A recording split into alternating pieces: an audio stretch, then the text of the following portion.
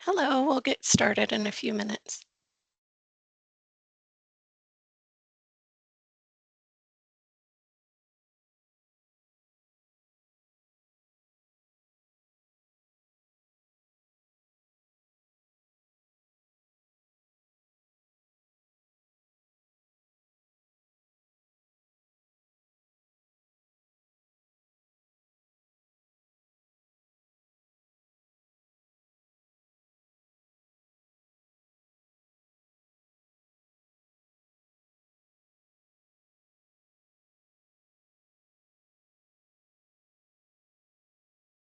Hi, Michael. Hello, good afternoon. Good afternoon. How are you? Oh, I'm all right. Oh, good. Um, I'm in Michigan, Are you? and we have had a crazy past 4 days in terms of weather. It was 70 and sunny, and Yeah. then it was 30 and snowing, and then it was 30 and the snow stayed on the ground, and Oh, then today was like 65 or 70 again. Very oh nice my day. goodness. So Very we're in the crazy. the real throes of spring. Yes. Are you there full time or just visiting? I am here full time now. Great.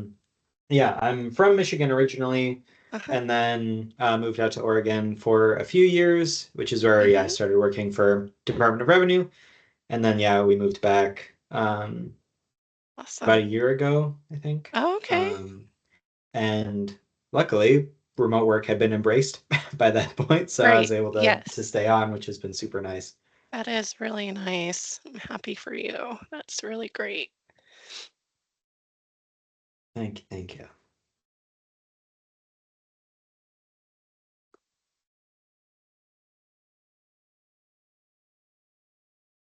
Hello to those who are joining. We'll get started probably in about 5 minutes.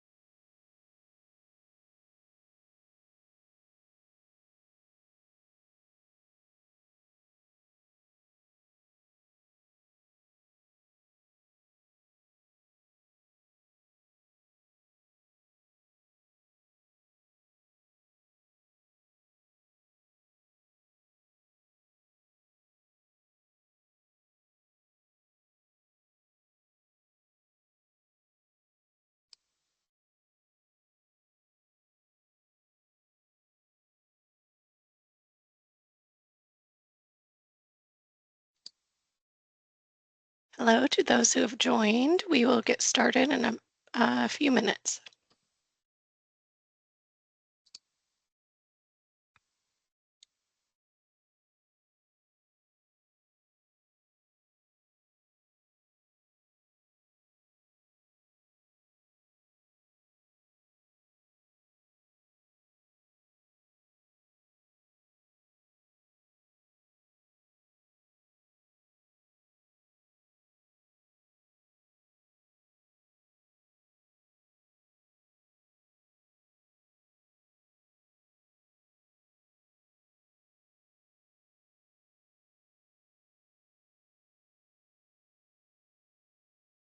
Okay, we are at time. We will allow a couple more minutes for folks to join.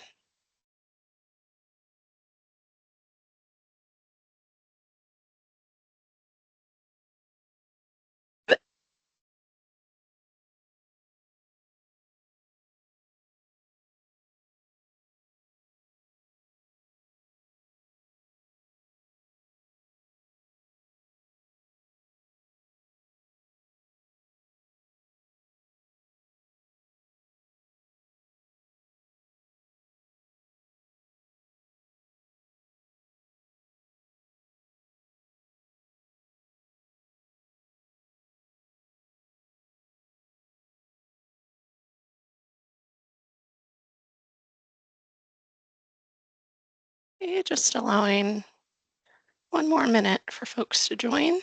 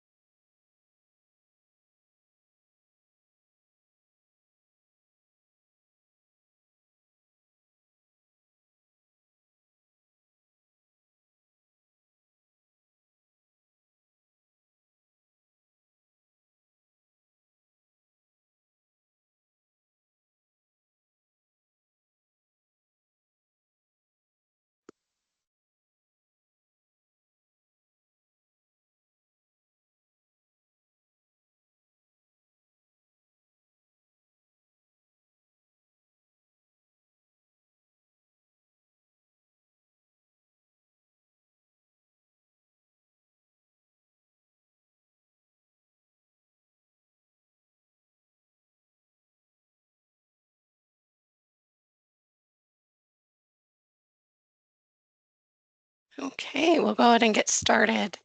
Hello and good afternoon on behalf of the Oregon Project Management Advisory Board. Welcome to our Project Management User Group presentation. My name is Amy Croucher, Chair of the OPMAB, and I will be facilitating our meeting today. We'd like to start with a few housekeeping items. As you may have noticed, this meeting is being recorded, so please mute your phone or PC if not speaking to help reduce any background noise. If you're not speaking, you are also encouraged to remain off camera. A link to the meeting resources will be shared shortly after today's session and posted on the DAS YouTube channel and OPMAB website. If you have any questions, please raise your digital hand and Michael will answer them throughout the presentation. The Oregon Project Management Advisory Board is looking for a new member, so please go to the OPMAB website in the chat to apply to become a member. Also, if you're interested in business analyst processes, the Business Analyst Networking Group meets during months in which PMUG does not meet. So for more information, visit the BANG website posted in the chat.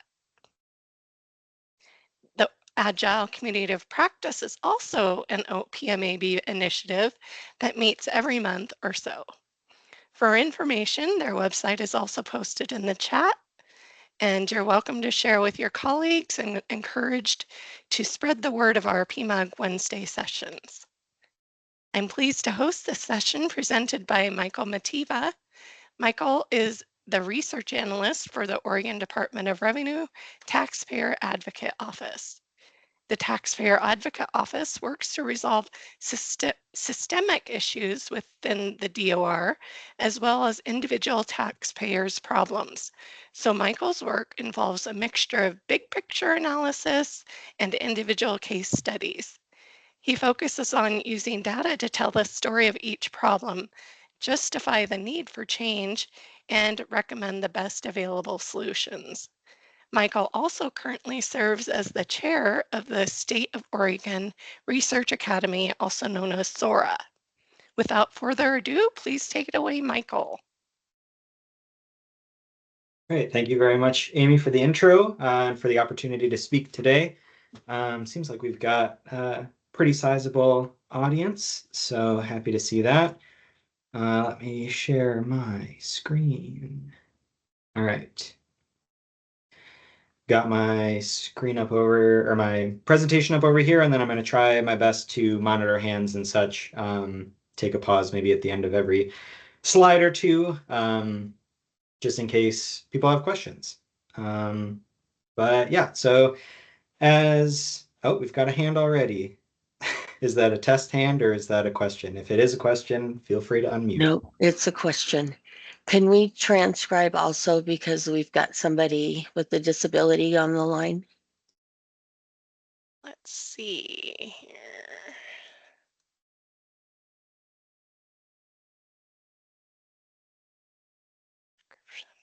I don't have that option available, unfortunately.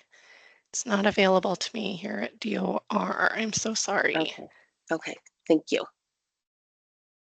I think the user can turn on captions if you go to language and speech, Yeah. it says show live captions. Yeah, I'm going to let him know now. Thank you. Thank you. Perfect. All right. So yeah, as Amy said, my name is Michael Mativa. I'm a research analyst at the Oregon Department of Revenue, their Taxpayer Advocate Office. So I myself, I wouldn't describe myself as a project manager, but in the course of our work in the Taxpayer Advocate Office, we run into a lot of situations where we're having to kind of write reports, write presentations, justifying the need for projects, giving updates on certain projects that we've kind of spearheaded, things of that nature. So I've had kind of a crash course over the past few years, I suppose, in using data to tell the stories that we need to tell.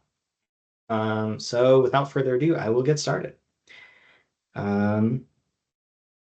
So I want to start talking about one kind of story as scientific story. So my background is in the sciences. I studied physics and also economics, which is how I landed at DOR in my undergrad. And then I did a master's degree in horticulture and the physics especially, but the master's having to write a thesis and stuff. The writing that I was taught focused so much on science writing. It is, a uniform structure every single time. It's the introduction, your methods, exactly what you did, the results with no comment, the discussion, which is where you get a little bit of, your own opinion or maybe what you're trying to build, and then conclusion. It's cut and dry.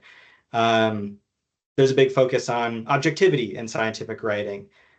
You strive to report data exactly as it came out of the field. You are not meant to provide any sort of commentary on that data, at least not till the discussion. Everything has to be situated in this kind of very exact and precise way. And two, it describes you're trained to write that way so that you can describe exactly what you did, how you did it, why you did it, and what the results were. And that is great for scientists. It is a great language to use when you are trying to analyze and study something very precisely. But the language used to do that is not necessarily the language used to explain. And I think anybody who's done any work in the sciences knows there are a lot of science communication issues. It's inaccessible to non-specialists. There's a lot of jargon. Often it's literally paywalled. People, just an average reader tends to get very bogged down in all of the technical detail that's included. And ultimately, the value of the work that scientists do is lost on the public for that reason. It's just most scientists are not set up or trained to communicate to the public, communicate kind of, what they've been doing in the language that isn't just studying and analyzing. And so as an analyst myself, I'm sure as project managers, especially working for the government, though, we're writing for a slightly different purpose. We write or give presentations so that people will care. We want to get funding for our projects. We want to make changes to processes, which is going to be a whole project on its own. We want to let people know how it's going and give them updates so that they can understand kind of where we're at, maybe some of the challenges that we're facing. And there's a great just simple quote that came from Dr. Alex Gurvich. He's done a couple different talks on how to visually, make your data visualizations easy to understand and stand out. And I'll talk a little bit more about those later, actually link to a couple. But he said, data has no value on its own. And I think that's a powerful thing to keep in mind as we go through here and as you're kind of writing your own reports, making your own presentations, telling your own stories with your data, is that, you could have all the data that you need to make world peace, solve world hunger, whatever it is. If you can't get anybody to listen to that and care about, the project that you've done to, get to that place, it doesn't, the value of the data is meaningless. The data is not important if nobody is paying attention to it, nobody's listening to you. And, we spend a lot of time on projects. We work very hard to make things happen. And that is wonderful, but it means that sometimes the communication of that, of the projects that we do, or the projects that we want to do, can maybe take a back seat. And taking the time to optimize the writing or the presentation that you use to communicate what you've done or what you want to do can amplify the value of the time that you spend doing the actual project. And there's a book that I like. I do some amount of creative writing, a lot of Dungeons and Dragons game mastering as well, which has a lot of overlap and cross. And so I read this book by Chuck Wendig called Damn Fine Story. And one of the just base things that he says, great storytelling is about making readers care about your characters, the choices they make, and what happens to them. And my stories, your stories as fellow government workers include the people that we serve, the choices our leaders make, the choices that we make, and what happens to all of us, all Oregonians, as a result. Pausing to see if any hands are up. Looks like no. So we will go ahead. So getting started with some of the principles that make a good storyteller or a good story. You've got to match your style to your audience. Some people like fantasy sci-fi. Some people only really read nonfiction. Some people are more interested in the nitty-gritty of the data. Some people want one bullet point on the data. So it's important to keep in mind kind of who you're writing for. And very much the opposite of the scientific writing, you have a perspective. All of us as people have a perspective, and you should use it. The focus on objectivity that comes from scientific writing, vastly overrated, but we'll talk about that a little bit more later. Third point that I want to talk about is use just enough detail to get the information across. This is something that, again, me coming from more of a scientific writing background, kind of data analysis, nitty-gritty, really have struggled with. But it's something you kind of constantly have to be interrogating. Is this information that people actually need to know? Because if it's not, it's just something that people can get bogged down in.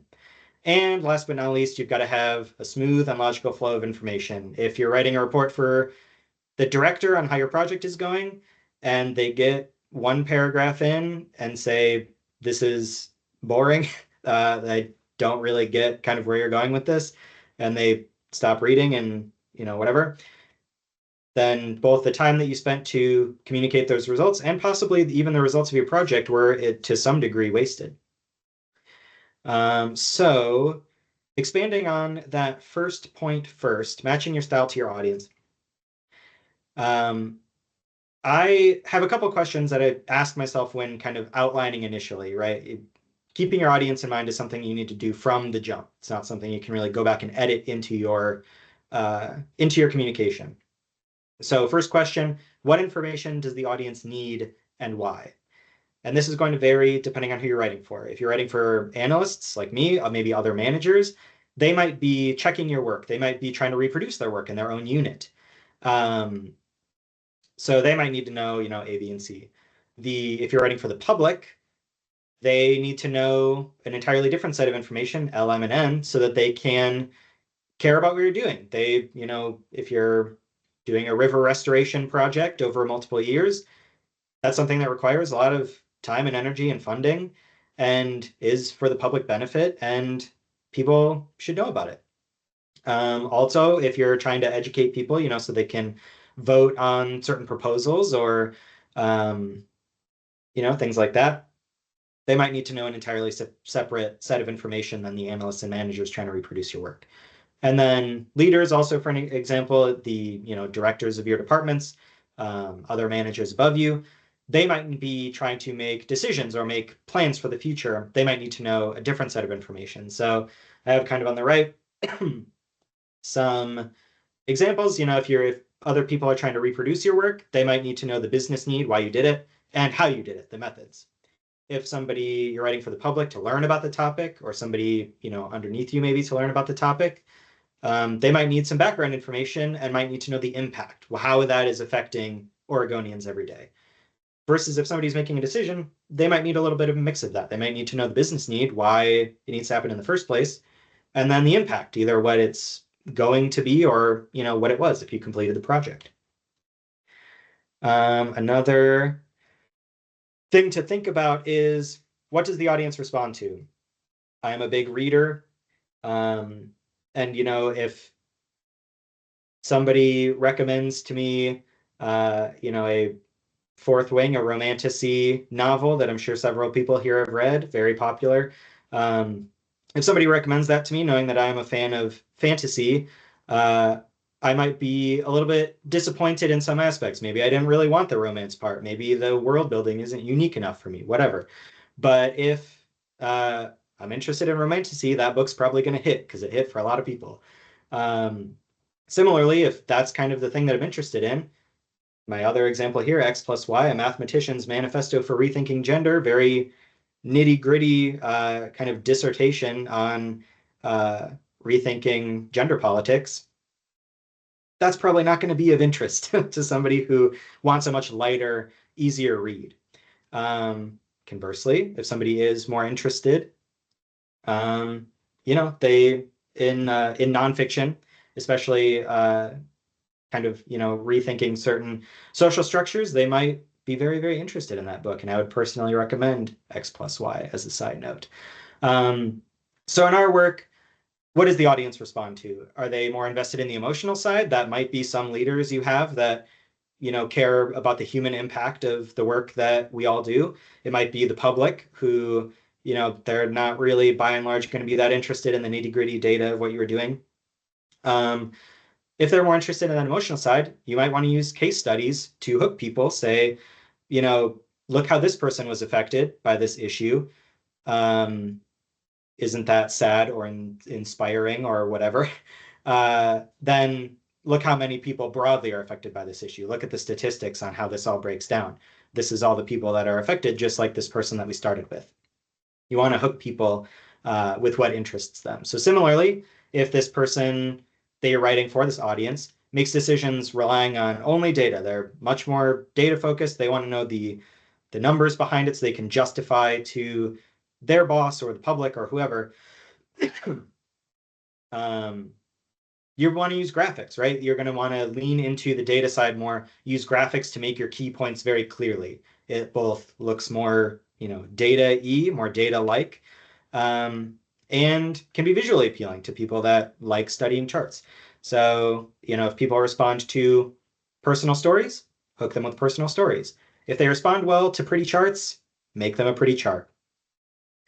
And just like the audience has their perspective here that you kind of want to take into account when you're first outlining, your communication here, you have a perspective as well. And that perspective is extremely valuable.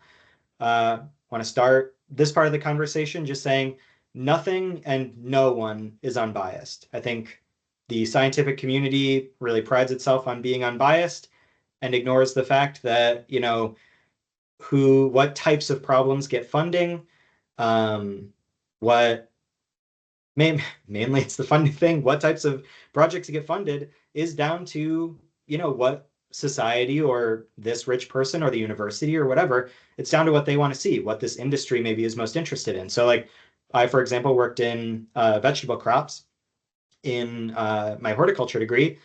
That entire sector gets maybe 1/100th the funding of like the main field crop, corn, soybean, wheat, those staple crops. The research for those through the roof with funding.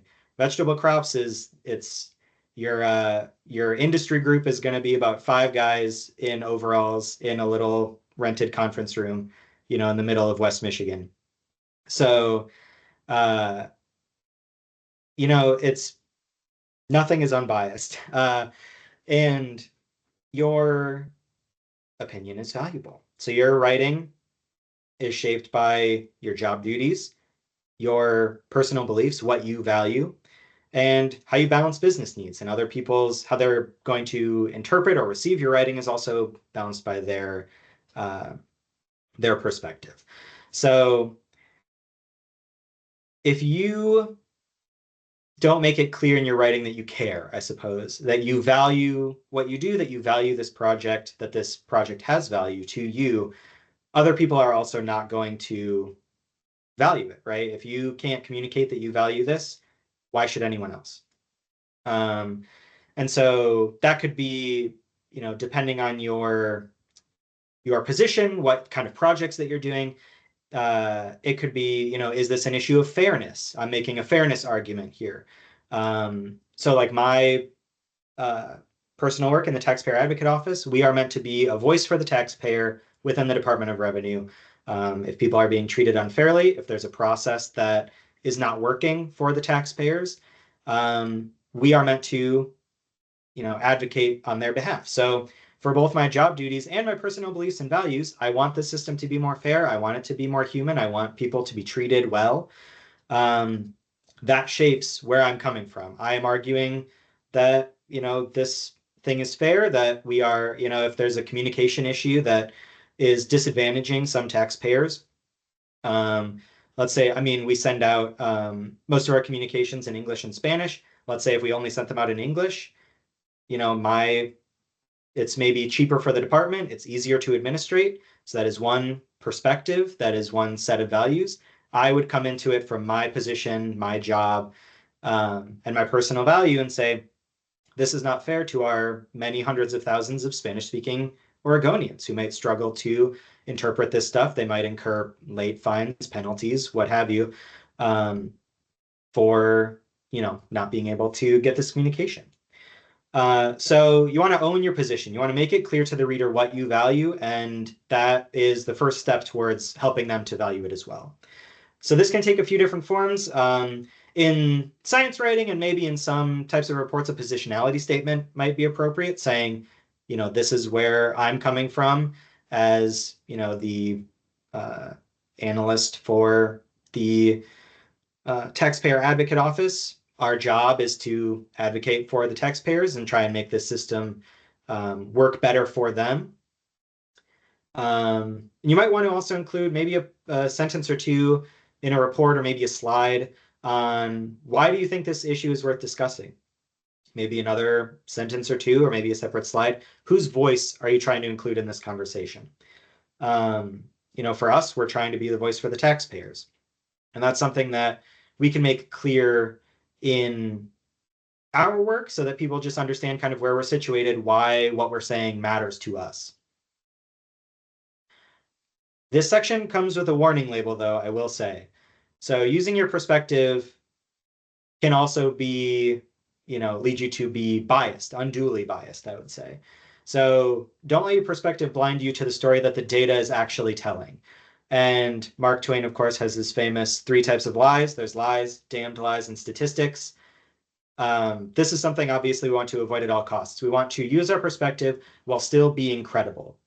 And my favorite author, one of my favorite Oregonians, Ursula K. Le Guin, in one of her writings on writing, she said, as you write a story, if you let it become itself, tell itself fully and truly, you may discover what it's really about, what it says, why you wanted to tell it. It may be a surprise to you. You may have thought you planted a dahlia, and look what came up, an eggplant. So that is more, you want to trust the data to tell you, or to take you where it's going to go, and then report that earnestly from the position that you come from, rather than starting from the position that you come from, doing the analysis to kind of back that up. That's, I think, how you fall into that trap of using your statistics to lie. So yeah, we need to take that warning label. But while taking that more winding path that Ms. Le Guin tells us to take, while you're analyzing the data is all well and good,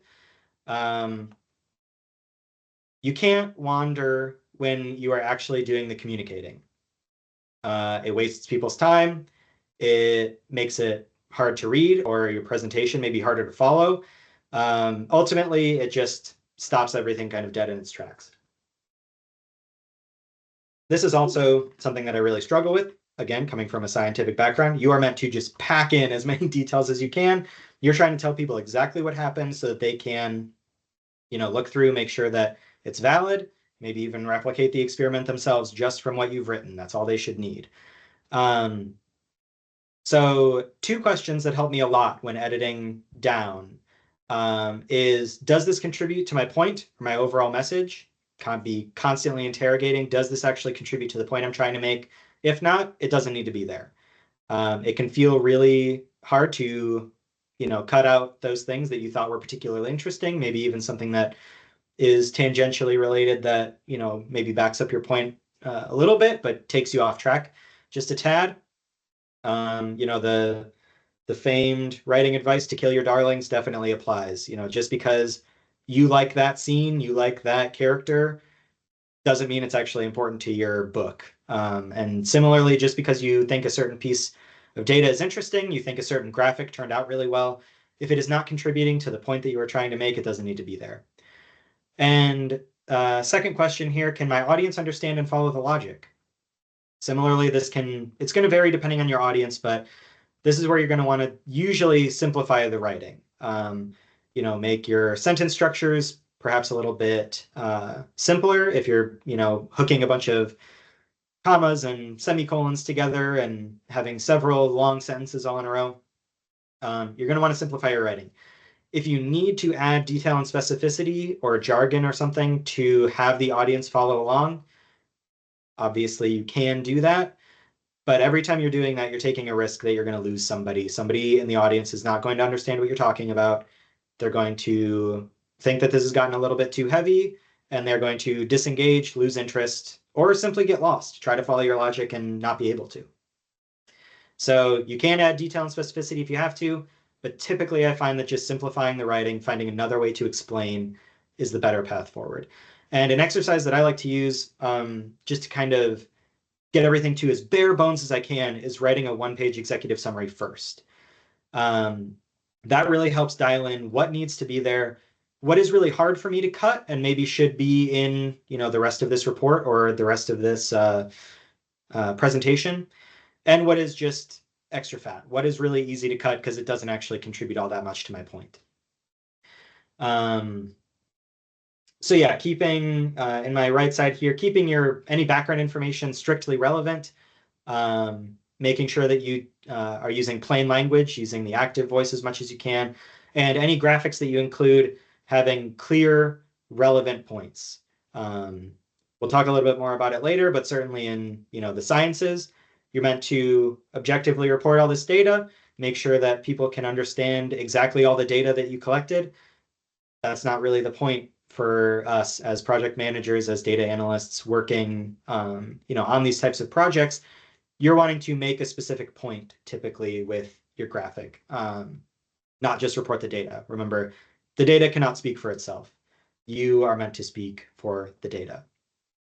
So broadening our scope to the story as a whole, we've got our writing smoothly. So you still have got to write, despite having to write maybe as concisely as possible, you still have to write smoothly and logically so that people can follow. I try not to make things particularly negative, but I will mention here The Greatest Invention, a book that I was so excited to read, just about language and the history of the world in 9 mysterious scripts, all these ancient languages, trying to see the work that linguists do to piece all this stuff together. Unreadable. Sylvia Ferreira, very clearly an expert in her field. Maybe it was the translation from Spanish that something just didn't translate, but there were constant tangents and breaks in the flow. It made it very hard to follow. We would swerve way off course, and then I think one line literally said, like, anyway, back to linear B, this particular language. You don't want to be taking this winding path. It's just not easy to follow. It's one of the very few books that I have sat down and been like, I simply can't finish this. The writing is just not there. And again, that's a little bit of a science communication issue, right? Maybe overcorrecting, trying to become a little bit too vernacular in the writing, but somebody who's clearly an expert struggling to make somebody else care, even a motivated audience. I was excited to read this book. I was really excited. So back to our work. Most leaders will only read the title and executive summary as far as I am aware or have experienced. So you want to be able to make your point from those alone. And it's a little bit hard to make general rules for a lot of this stuff. People's reports are going to be different lengths for different purposes, for different audiences, on different types of projects. But some questions to ask that I find helpful as I write, just again, constantly interrogating your own work.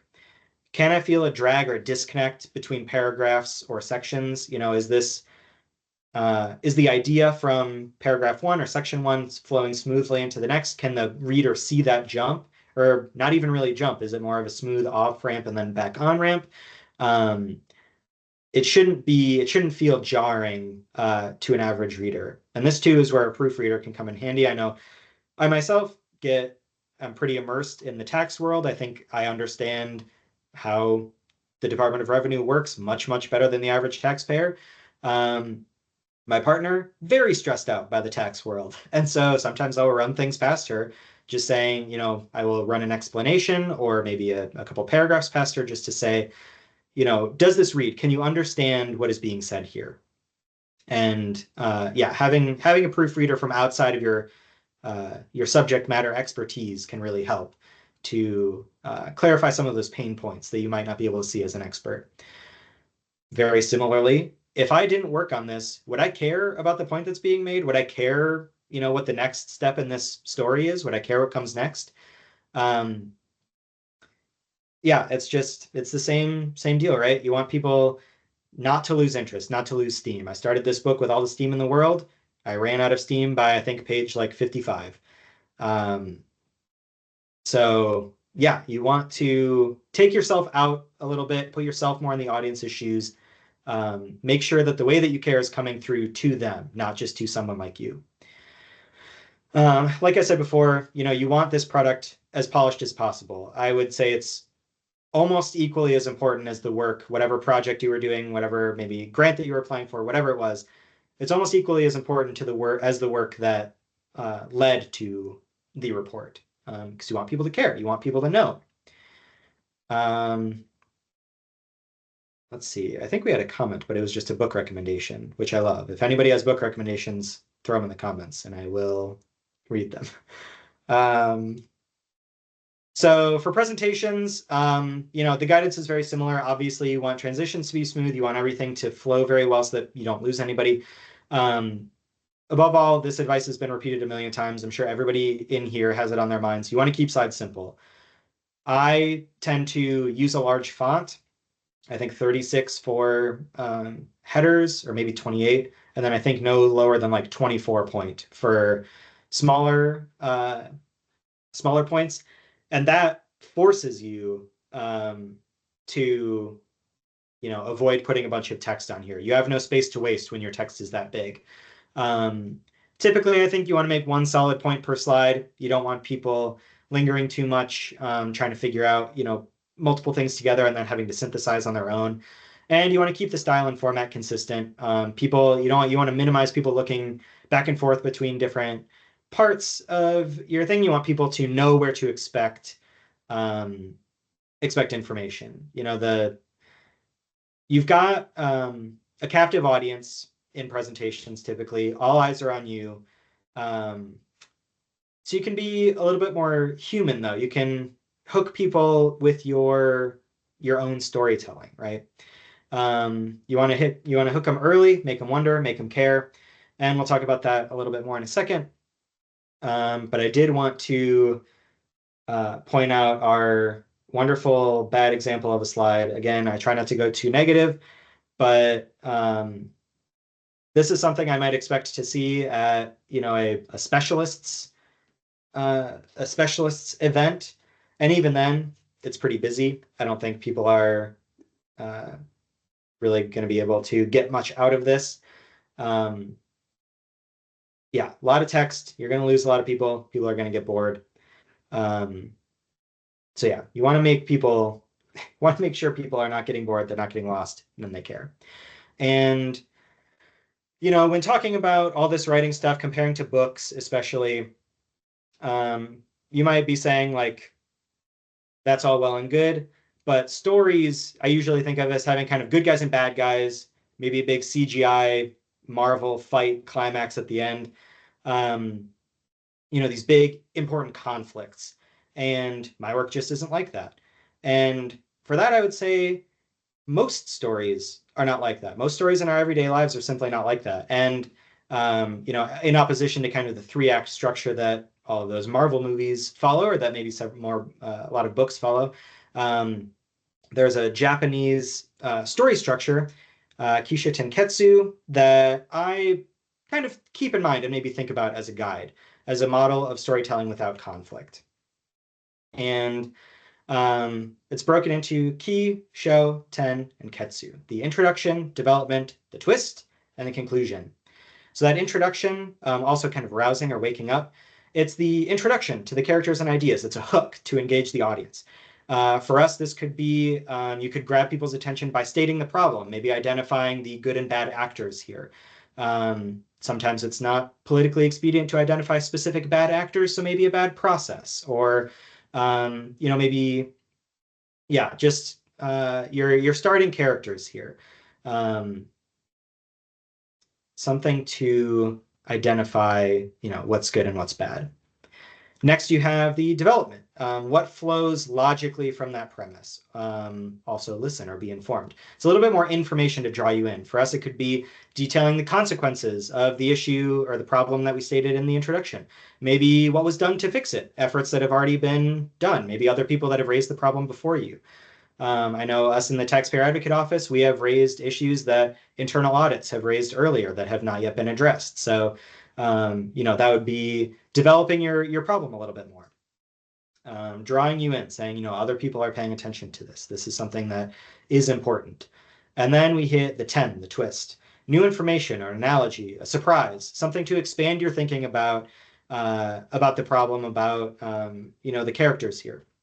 It could show how maybe this problem was addressed by the project that you have been working on. Oh, and then the audience feels relieved. We started with this big problem. Congratulations, it's fixed. Or maybe it hasn't been fixed and there have been some shocking problems caused from a lack of action. That is our twist, our change, or our kind of change in the structure, even if not necessarily something has changed. Maybe it's, the audience expected, oh, this probably isn't that big a problem. Maybe it wasn't as big a problem anymore. No, still a problem. And last, we have the Ketsu, the conclusion. Drawing together for a logical end, the consequences, the effects, the bearing fruit. The conclusion might state how good a job we did in our project, or how much we might need action in this area. Let's see something in the chat here. Yeah, not all of us are presenting stories. We're presenting options, and we have to guide those options. That is very true. And I think we'll address a little bit of that, but yeah, some options might be fitting into maybe the twist or the conclusion, depending on how exactly you're structuring this. Choice but very important to architecture. keep in mind. Sorry, what? Choice architecture. Yes. All right. And if you will indulge me, I have a quick from Damn Fine Story, Chuck Wendig. He talks about his dad as a storyteller. I want to read a quick story from his father just to kind of illustrate how a lot of the stories that we tell are the everyday kind, not necessarily needing big good guys and bad guys, and maybe kind of roughly follow this structure. So he talks about the time his dad lost his pinky finger. Way Dad told it was this. He was operating a log splitter, and one log crashed into another log with his pinky caught between them. It mashed his pinky to a red paste. Sorry for anybody who doesn't like medical stuff. Now, if I did that, I'd spend a lot of time rolling around on the ground and screaming, but my father, stoic as a carpentry nail, saddled himself in his pickup and drove off to the hospital. As the story goes, he went into the hospital and saw the doctor, and the doctor goes, "That finger has to go. No saving it. It wasn't Play-Doh. You can't sculpt it into something finger-shaped and call it a day." My father, notoriously thrifty, wanted to know the cost of said finger removal service. The doctor told him, and he found that price unacceptable. He was a practiced haggler, but even he knew you couldn't really haggle with the hospital.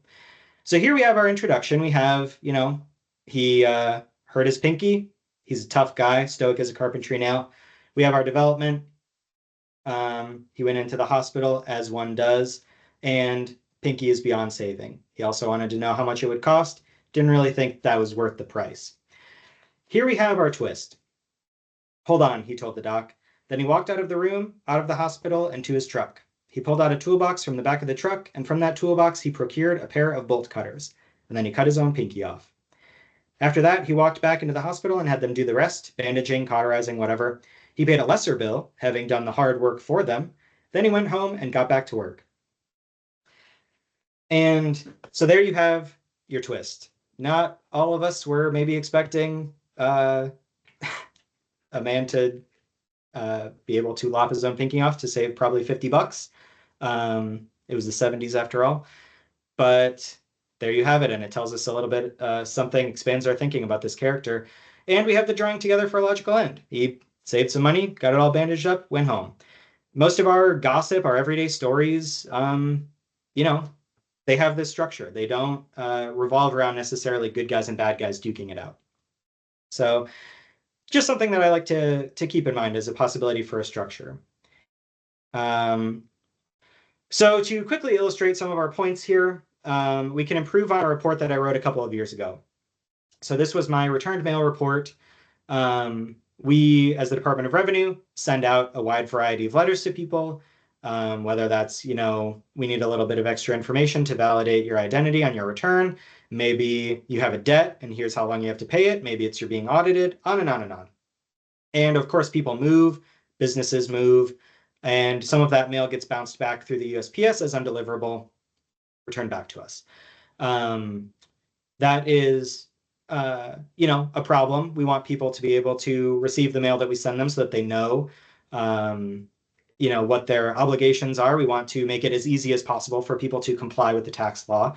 And so Taxpayer Advocate Office, we said, we're running into a lot of people who are, getting messages years and years after the fact. Finally, a collections agency or something tracks them down, and they say, I was never even notified about this debt from the department.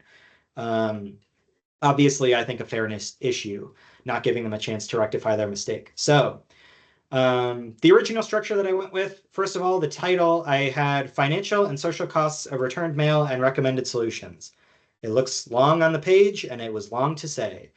Then I went into a problem summary, a comparison of the DOR versus the IRS, how those two agencies handle returned mail, the financial costs to the department, and then the social costs to taxpayers.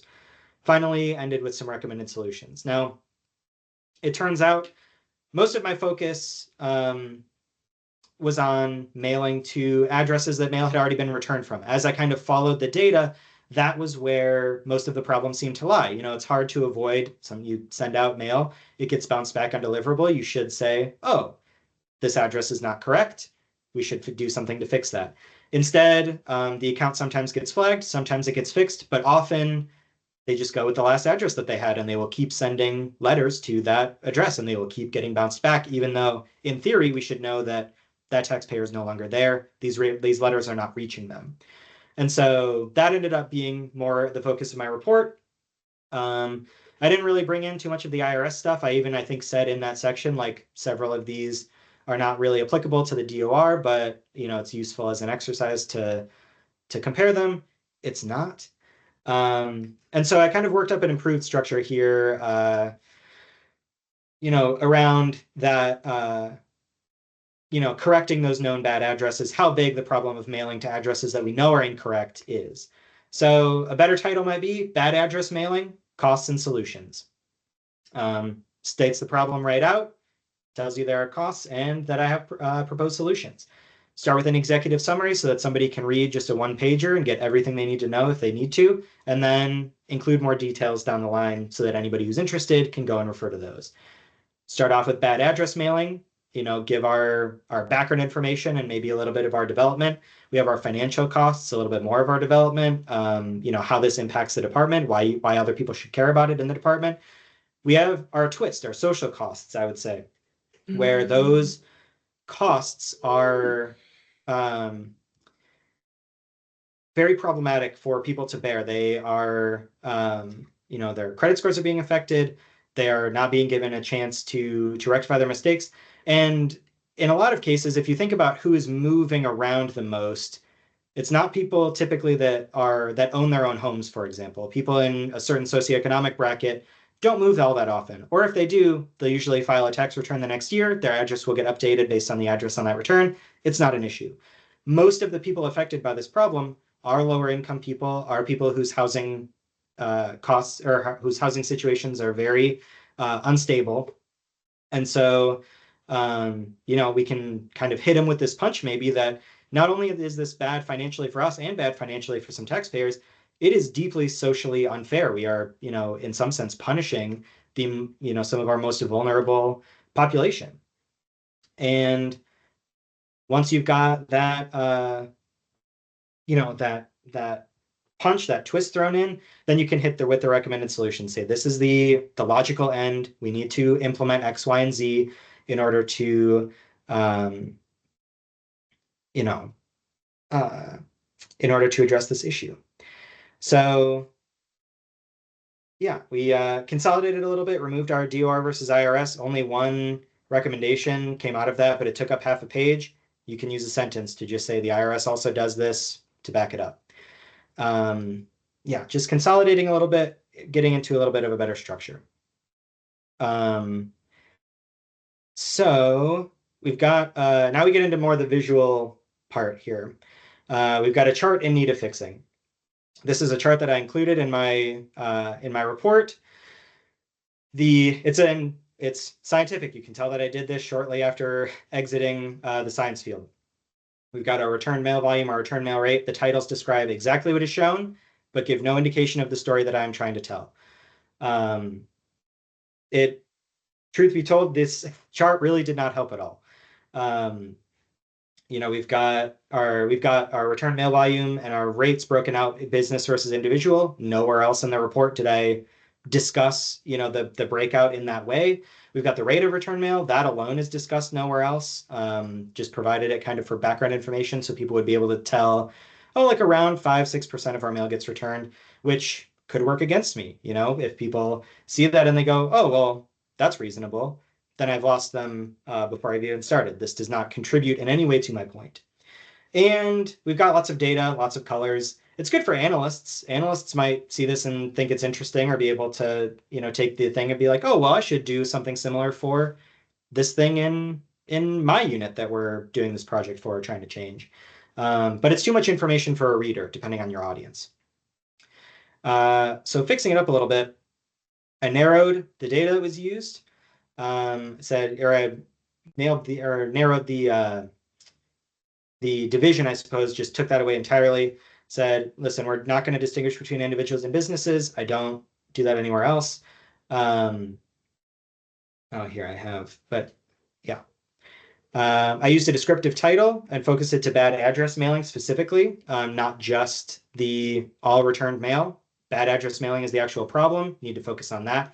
And it is still high, was still high in 2020 and 2021, despite changes to gen tax. There were mailing changes in 2020, 2021, but they only reduced the mailing of one mail type. And we can see there are hundreds of thousands getting mailed out, even in 2020 and 2021. We end up with like around 150,000. The message here is very clear. We've removed some of the visual clutter too. The axis lines have been removed. A lot of the grid lines have been removed. We don't really need those to get the story that this is trying to tell. We just need to know about how many and over about how many years. And so yeah, that message is clear. The detail and extension of the argument can be found by actually reading. And the graphic still does leave us with questions, but they're relevant questions. Why was there only one mail type that was changed? What were the changes that were made? Can we make more of those types of changes? Would more mailing changes get those numbers under 100K? We just simplify, we make one point with that data, and we communicate, again, kind of where we're coming from clearly. An alternate version of this as a success story might say, bad address mailing cut nearly in half from gen tax changes in 2020 and 2021. It depends so much on the point that you're trying to make, right? So yeah, we want people to be able to see at a glance what point we are making here. Once again, the data cannot speak for itself. We must speak for it. So some tips on effective charts: always start with a goal written down. I even start with the title a lot of the time. I'll say, what do I want to show here? What do I want the title to be? What do I want my argument to be that is shown by this chart? What's the kind of story you want to tell? Where do you want to direct the reader's attention? You want to put that desired takeaway in the title, and then the reader can look for supporting evidence in the plot itself. You won't want to have them look at the plot and then be like, oh, well, what should I take away from this? Don't be coy. Use your perspective, make your point with the graphic itself. Don't have the graphic and let them make their own point. Show only what's relevant to what you write or talk about. Again, I never discussed the rate in the rest of that report. Don't know why I tried to get people to care about the rate in that graphic. Minimize jargon and clutter so that your audience understands. Like I said, a lot of those lines can be taken away. And once again, data can't speak for itself. So here I have from one of those presentations by the guy I mentioned earlier is a NASA scientist.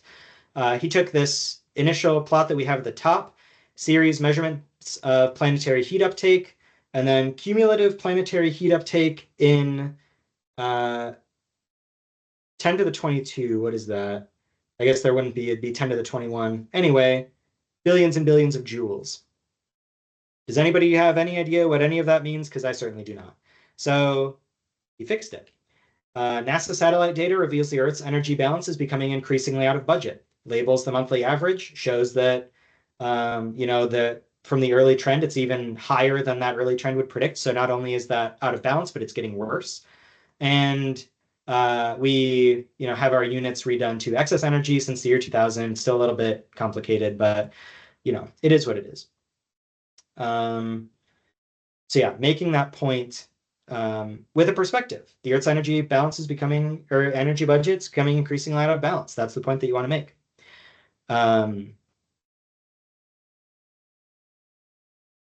And some more general chart tips. Again, kind of drawing from some of these. I see other people have storytelling with data, nudge. I think some of the similar information here. Size, shape, and angle make things distinct from the group. So if you're making, a graphic that you want people to be able to compare between groups or whatever, size, shape, and angle are going to be your friends. But you want to use those aspects to guide readers to make the desired comparisons. Again, everything should be in service of what do you want people to take away from this, not just how is this data best shown? What do you want people to take away? Similarly, minimize looking back and forth. If you have to do a 2-panel thing, you can, but try to minimize the amount that people need to look between 2 different things. It kind of muddies the water. One tip that I got years ago that I really like, think about how your audience would draw your figure from memory after your presentation. That will really show, what was really important. What did they take away? What do they remember as being the highest bar versus the lowest bar? What do they remember being kind of maybe the change point, the inflection point in your data? If there was an intervention, a project done, maybe to reduce, emergency room visits or something, was there an inflection point at the time that you did your project? That's something you want to highlight in your graphic. And of course, use recognizable chart types. Resist the urge to get fancy with it. It might be really cool to do this cool node thing and see the way in which these are all connected, but nobody's going to be able to follow it, especially if you're just giving a presentation and you're moving off of the slide in 1 minute. So yeah, resist the urge to get fancy. So my wrap up here, of course, I've said it a million times, you need to speak for your data. The data can't speak for itself. Don't be coy. Think about what interests your audience and use that to hook them right from your position. If you don't care, other people won't. Always be asking, always be interrogating your work. Does this sentence, does this graphic contribute enough to my point that it justifies being here? And if applicable, you can use story structures to help keep your audience engaged. Once again, you are writing so that someone else will read it. That person needs to care. So thank you. We've got storytelling with data, using visual perception to find patterns in data and drive insight. I can drop some of these links in the chat. What not to do, a walk through the bad data viz hall of shame. I think that's great. And honestly, the best way to become a better writer, which I think, writing fiction and nonfiction is a little bit different than writing a report or giving a presentation, but it's all writing, and I think it all contributes. The best way to become a better writer is by reading. So I've got some book recommendations. Jade City by Fonda Lee, best action sequences in writing that I have ever read. The Wager by David Grann. Anything by David Grann is great nonfiction, really captures the story. Parable of the Sower by Octavia Butler, just one of the best sci-fi authors of all time. A Psalm for the Wild Built by Becky Chambers. The Spear Cuts Through Water by Simon Jimenez. Just my personal book recommendations for any readers out there. It's just, great writers doing great writing that I think if you study, it's good stuff. So I didn't see any major questions pop up at the start. Let me get a drink real quick. No, there was great Go. in the chat if anyone has a chance to look at it. Great discussion about the fact that we may not be telling, or we're not looking at ourselves as telling stories, but presenting options. But there's great interpretation of how that really is telling a story and things like that. And there are a couple hands up. Mm-hmm. Yeah, I see. Presenting options. I still consider that storytelling. You need to, if you're giving people options, presumably they care, but oftentimes they might not. And maybe you have a preferred option that you think would be best from, again, writing from your position. Let's see. Tony, it looks like number one hand. I'd like to present a direct demonstration of that principle. Some years ago during the RI years, I was working on an energy efficiency program where we were trying to get people to participate. Energy auditors would go out to people's houses and they'd do an assessment, and then they'd give them 35 technical options and 10 financing options. And sometimes after railing against the homeowner about everything that they had it done. So they made a person feel completely incompetent and incapable of making a decision, and then gave them a vast array of decisions. And I said, we're not doing that anymore. From now on, we're going to give them 3 packages: good, better, best. And we're going to have check marks like you get on software. The participation went up dramatically. Why? We simplified it for them. We just said, you don't have to do it. We're going to give you 3 options: good, better, best. You don't have to think about it. Pick the option you want. We'll take care of the rest. And that's what I mean by the importance that visualization is not just about the data, it's about the options and how you portray it. And when people feel completely overwhelmed, they will shut down and they will make no decision whatsoever. And that's why, forgive me for stressing this, that I think it's very critical that the stressing of how we portray data doesn't stop at just the explanation, but once we get into the interaction with the end customer, it has to be something digestible and something that they can compartmentalize in their mind and allow them to make an easy, rational choice. And if you give most homeowners a huge array of technical options and financing options, what they're going to do is shut down. And forgive me for stressing that, but I think that's also a critical component of data visualization, is not just the presentation, but the options and how people actually choose things. And forgive me for jumping in, but I think it's a critical component that needs to be added, that it extends beyond just the initial presentation of the data. Absolutely. Yeah, that's a great point. I mean, I've certainly run into similar things. I was on a group in the Department of Revenue, again, representing kind of the taxpayer voice, that was sending out things to taxpayers to, let them know about a credit. In order to get that credit, they would have to file. The main target audience was people who do not file their taxes. Either they didn't hit the threshold because they didn't make enough income, which threshold is very low, so essentially they were making no income, or they were too scared of the system for any one of a million reasons. And so again, that's where keeping your audience in mind comes in. And I had to fight sometimes for that, where it's like, the way that you are presenting this information, even if it's not necessarily data, is not aligning with how the audience is going to perceive it, right? They're going to feel perhaps talked down to. They're maybe not going to know how they can file. We need to hook them up with, free assistance to do the thing that we want them to do. Yeah, things like that. So yeah, presenting choice is very similar. Yeah, maybe you're not exactly telling a story to the customer, but you're still trying to hook them, grab their attention. You're trying to explain things in a way that they can understand and make sure that they want to participate, that they are interested. So yeah, that is a great point. Thank you. And if I can add one last very quick note, make them feel empowered to make that choice. I think that's critical too. They have to feel capable to make that choice. Definitely.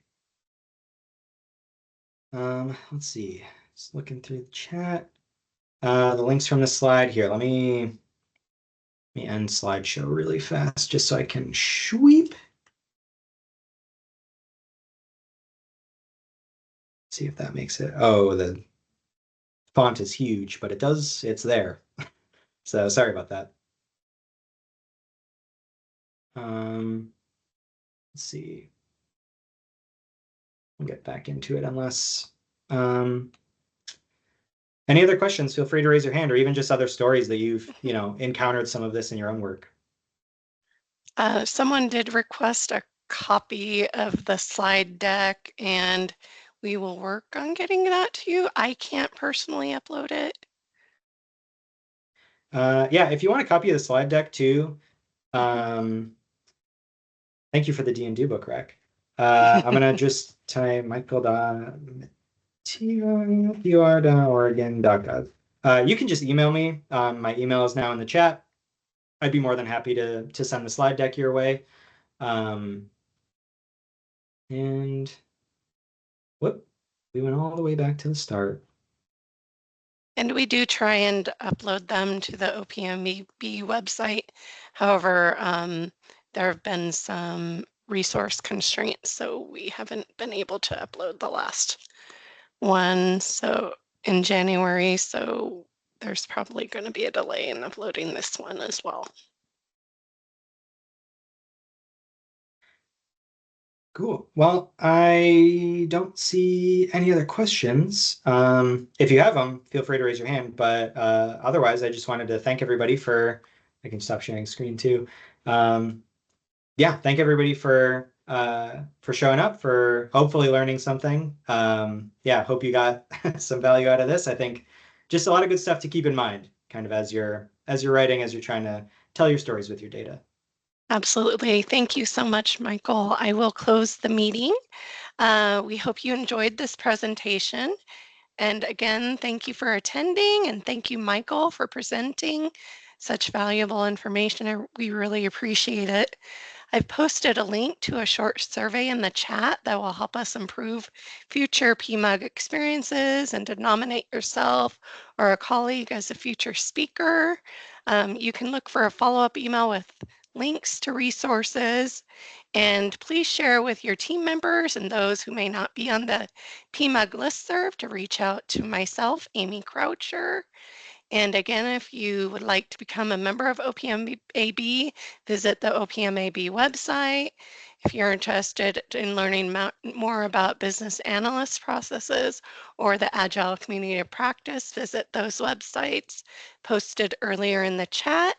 Enjoy the rest of your week. PMUG will convene again in May. Thank you and have a great day. Bye. Thank you.